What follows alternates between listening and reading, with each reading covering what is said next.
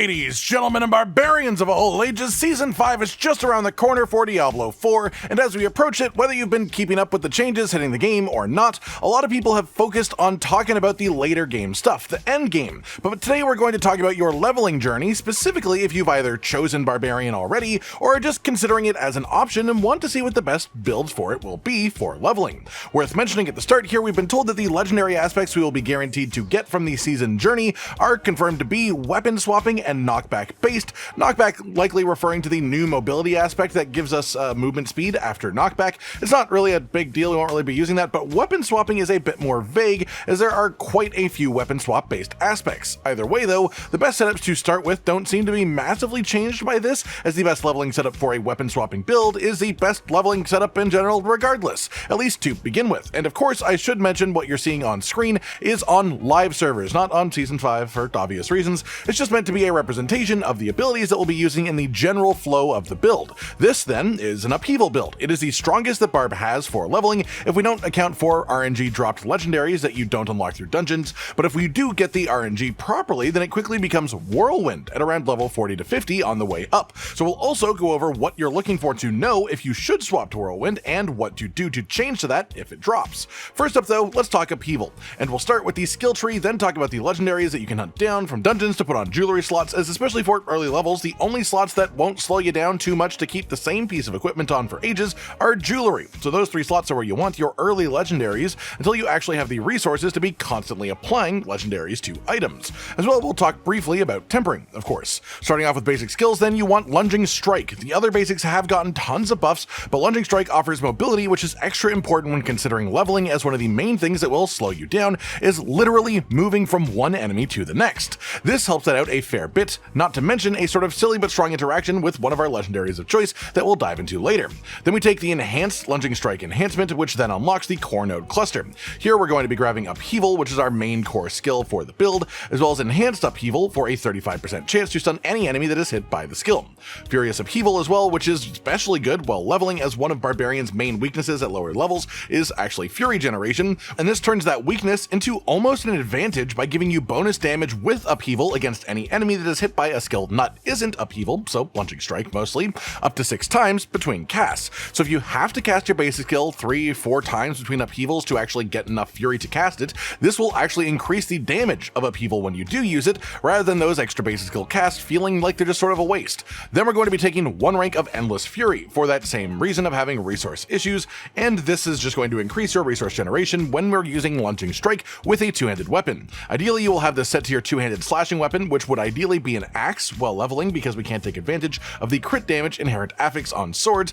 until we actually, have crit chance to use that with. But you would want to change that eventually, and while we're on the subject, it sort of makes sense to talk about it now. The technique slot, your actual class mechanic, you would go with the 2-handed axe technique slot if you're using a 2-handed sword as your actual weapon, and you would go with the 2-handed sword technique slot if you're using a 2-handed axe as your actual weapon, and it's basically that simple. With that, then we unlock our first shout by getting the next cluster, so we take Rallying Cry just as its base skill, as well as Challenging Shout just for the base skill. This way, you have both shouts active as early as possible, but then we want to actually increase them, so we'll be grabbing Enhanced and Tactical Rallying Cry, both for the Unstoppable buff while this shout is active, and the bonus Fury generation too, letting us use Upheaval more often and synergizing with one of our chosen legendaries by swapping more frequently between Lunging Strike and Upheaval, rather than just a lot of Lunging Strikes and then one Upheaval. We then round back a touch to get our second rank of Endless Fury to help us unlock the next node cluster, which lets us get our final shout, War Cry. As well, you'll want to take Enhanced War Cry to have it give us Berserking for 4 seconds after you cast the shout, and then also Power War Cry for bonus damage when surrounded by 6 or more enemies. From here, we just sort of pump ranks back into Upheaval up here until it reaches the maximum of 5 from skill points,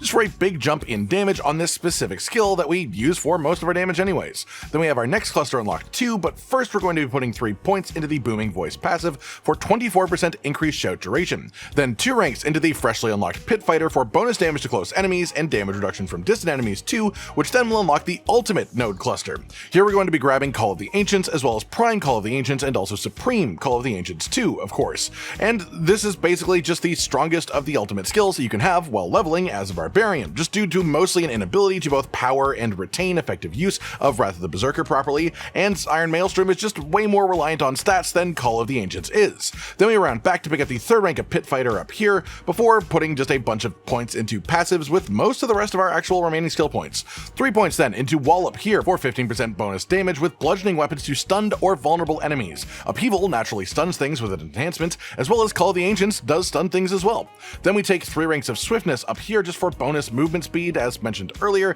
This just makes it easier to move around the place and makes it faster, and that is more important while leveling than in any other sort of content, really. That also gives us enough points spent to unlock our key passive, and this is where things get fun this season, because every barb key passive has been nerfed an incredibly large amount from what you're seeing on the screen here, and this is actually very important for changing what we're going to be choosing here. Normally the answer would be unconstrained with the massive damage bonus that gives, but in the new season this will go from a 100% increased maximum damage bonus to 35%. Berserking as a base gives you 25% bonus damage, so this is actually a much smaller increase from the key passive than it used to be, relatively speaking. So instead of this, we're actually going to be going with Walking Arsenal as our key passive, which in the new patch will give you 8% increased damage per stack, and while we're only using 2 weapon types, that will still give us a constant 16% bonus with the new numbers that this will have in Season 5, which will then still stack on top of the base 25% of Berserking whenever Berserking is active anyways, so this is basically just mathematically better than having Unconstrained, and it doesn't rely on you being Berserking 100% of the time either, which is generally something that you don't get until a bit further in levels and a bit better gear or a couple of legendaries that require RNG.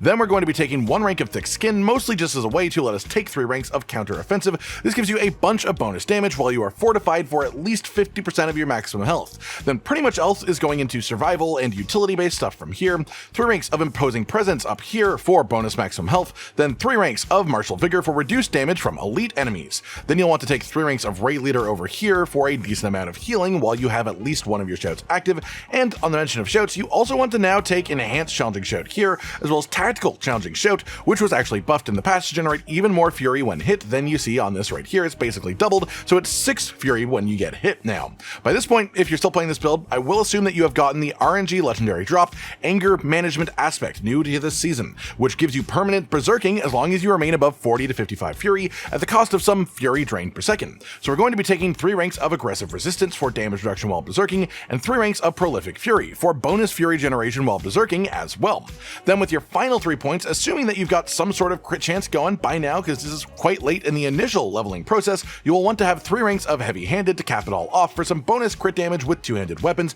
and that's it, all your skill points sent. As for the actual legendaries, you will want to specifically Hunt, you will want the Aspect of Inner Calm, Clam? Did I say clam? I meant calm, which comes from the Wraithwind Wilds dungeon in Skosglen, just north of Saragar, the main town, and this should go on your amulet for the 50% bonus effectiveness. On that slot, this will be an 8 to 15% bonus damage in general, which is tripled while you are standing still for 3 or more seconds. This is the first of our fun synergies here. We have Lunging Strike specifically as a basic skill because it moves us from enemy to enemy faster, but the way that this specific legendary works, using abilities is still counted as standing still, even if they displace you or move you. So as long as you only move by Lunging Strike from enemy to enemy, this will actually activate its bonus after 3 seconds of doing so, making this up to a 45% multiplier in this slot if you get a good string of enemies that you can pull yourself to one at a time without actually having to manually move. Then on one ring, you will want the aspect of Vocalized Empowerment, which is the reward for completing Sirocco Caverns in Kyrgyzstan, and this gives us 5 to 10 Fury generation while we have a shout active,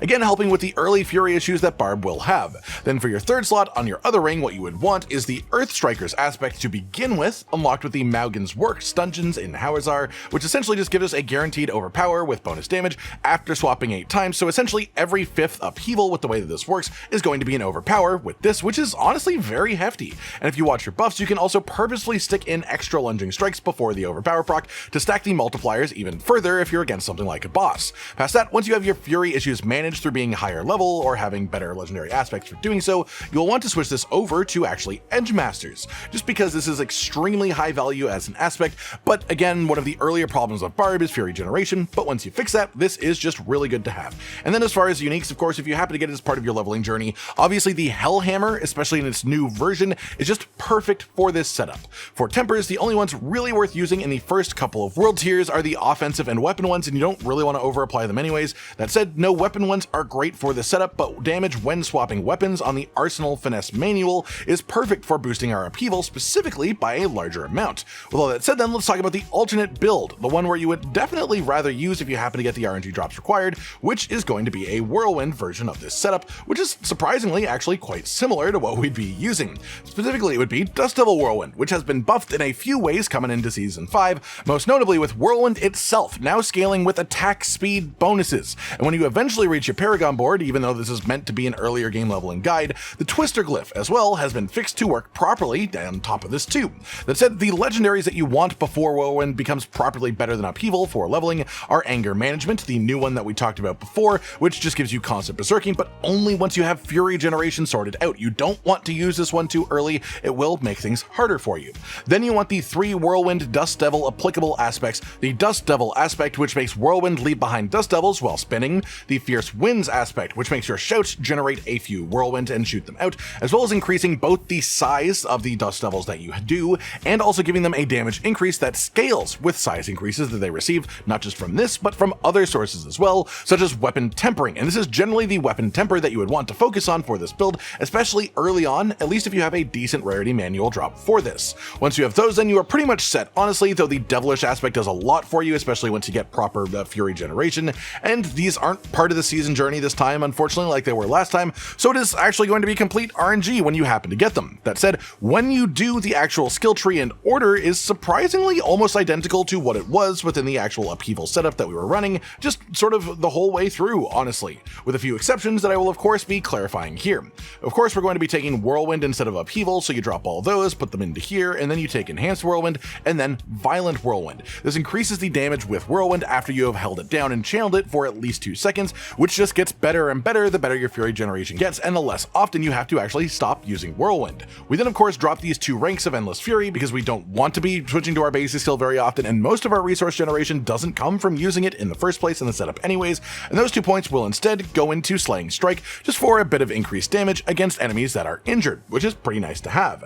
Then the final sort of main thing that you would do here sort of depends, is because Walking Arsenal for this should only be used with this if you have bad enough Fury Generation that you are forced to stop using Whirlwind at least once per 10 seconds due to these problems. Otherwise, if you have better Fury Management, then stopping Whirlwind to use Lunging Strike just to activate this and then starting it up again is actually enough of a damage loss that unconstrained becomes better. That said, to keep the sort of early rest of this swaps that we've done here to break the paths a bit, if you are going to run into the issue of having to spend more points to unlock the next cluster, just put them into Whirlwind a bit earlier because you will want them no matter what, and that is accessible very early on. The entire rest of the setup then just perfectly matches the previous version of the build, the Upheaval one, and this is a surprisingly simple swap if you happen to get the gear to make it actually feel better. That just about does it for today then, everyone. Essentially just 2 stages of leveling builds for Barbarian going into Season 4 in just a few days, and these should absolutely destroy all manner of the early game content on your way through your leveling journey up until at least World Tier 4. I hope you've enjoyed this then, and I wish you the quickest of speed on your way to level 100